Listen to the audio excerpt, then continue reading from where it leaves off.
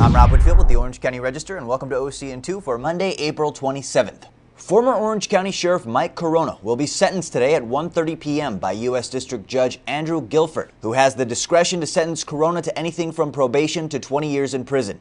In January, an 11-man, one-woman jury determined Carona was guilty of witness tampering for urging his ex-assistant sheriff Don Heidel to lie during a grand jury investigation in a conversation that was captured on audio tape while Carona was still sheriff in August of 2007. Several federal criminal law experts have said this week they expect Guilford to sentence Carona to some time behind bars, most expecting Carona to get a sentence near the 6.5 years recommended in the probation report.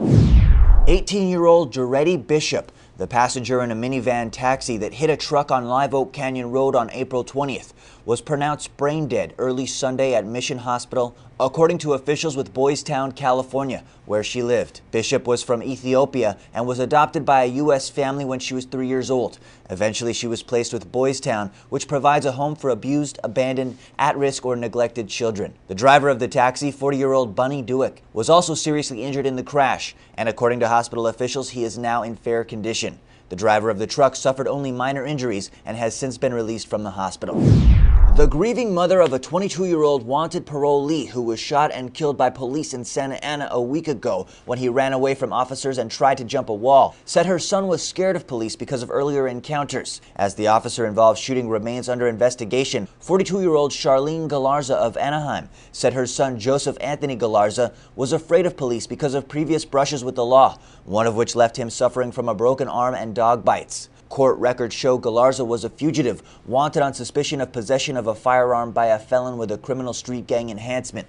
3 years ago, Galarza was bitten by a police dog and arrested after a 7-hour standoff with police, which was prompted when Galarza hit an officer and fled from arrest on an outstanding no-bail juvenile warrant for contempt of court. Galarza's younger brother, Damian Galarza, was arrested in 2008 in connection with the shooting death of an 18-year-old man and remains behind bars charged with murder. The California Department of Alcohol Beverage Control wants to learn whether a bar illegally served 22-year-old Andrew Thomas Gallo. Gallo is accused of driving with a blood alcohol level nearly 3 times the legal limit on April 8th, when he is suspected of running a red light and colliding with a car, the impact of which killed Angels pitcher Nick Adenhart, Cal State Fullerton student Courtney Stewart, and aspiring sports agent Henry Pearson. It has not surfaced yet where Gallo was drinking, but an ABC spokesman said that if Gallo was served in a bar while obviously intoxicated, the bartender and bar could be fined, adding that serving an obviously intoxicated patron is a misdemeanor, punishable by up to a $1,000 fine and 6 months in jail.